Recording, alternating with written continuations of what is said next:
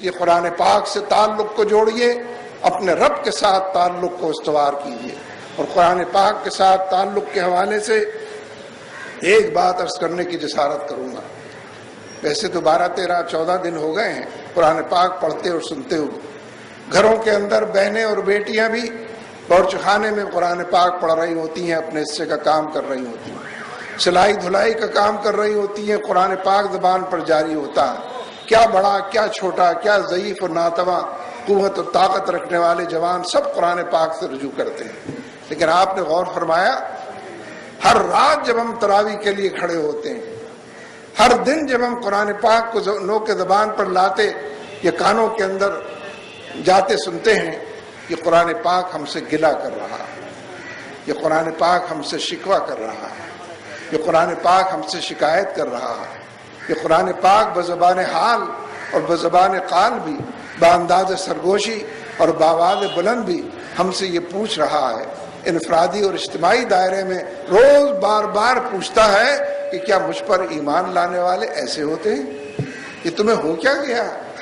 تم میرے ایک ایک حرف کے اوپر 10 نیکیاں لینے کی بات کرتے ہو، تم میری سفارش کی خاطر یہ چاہتے ہو کہ میں تمہاری سفارش کروں اور تمہاری جنت پکی کروں، لیکن تم میرے حرام کو حرام نہیں سمجھتے، تم میرے حلال کو حلال نہیں کہتے، تم میری شریعت کو نافذ نہیں کرتے، تم میرے انصاف کے اور عدل کے میزان کو نصب نہیں کرتے، تم میری کس بات پر عمل کرتے ہو جس کے نتیجے میں تمہاری سفارش کروں؟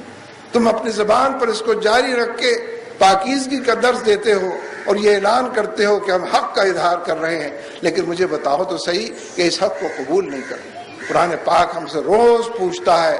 بار بار پوچھتا ہے کہ میری ایک آیت زمین پر پڑی مل جائے، تم اس کو اٹھا لیتے ہو،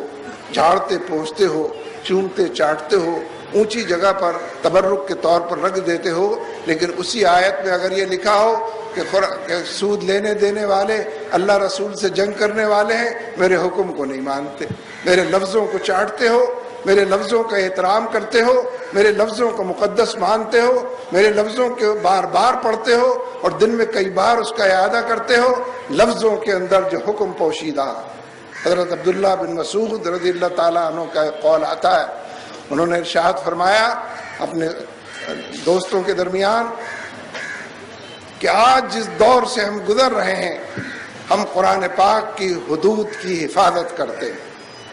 اس کے گزر جانے کے بعد ایک دور آئے گا اور جو بہت دیر تک چلے گا، اس میں لوگ قرآن پاک کی لفظوں کی حدود کو پامال کریں گے اور حروف کو اہمیت دیں گے اور وزن دیں گے۔ ہم اسی دور سے گزر رہے ہیں، کسی کو اس میں اختلاف نہیں ہے کہ یہ لفظ صحیح ہے، جیسا کہ نازل ہوا تھا، اترا تھا، وہی ہوا تھا، اس کے مطابق کسی کو اس بارے میں اختلاف نہیں۔ ویسے تو اختلاف اور بھی کسی چیز میں نہیں ہے، لیکن عمل کے دائرے میں قرآن پاک ہم سے جو گلہ کر رہا ہے، اگر اس کے گلے کو ہم نے نہ سنا، اگر اس کی شکایت کو ہم نے رفع نہ کیا تو اپنا ہی نقصان کریں گے۔ قرآن پاک کو تو جنت میں جانا ہے، نہ جہنم میں جانا ہے۔ یہ تو قرآن پاک کے پڑھنے والے اور ماننے والے ایمان کا اعلان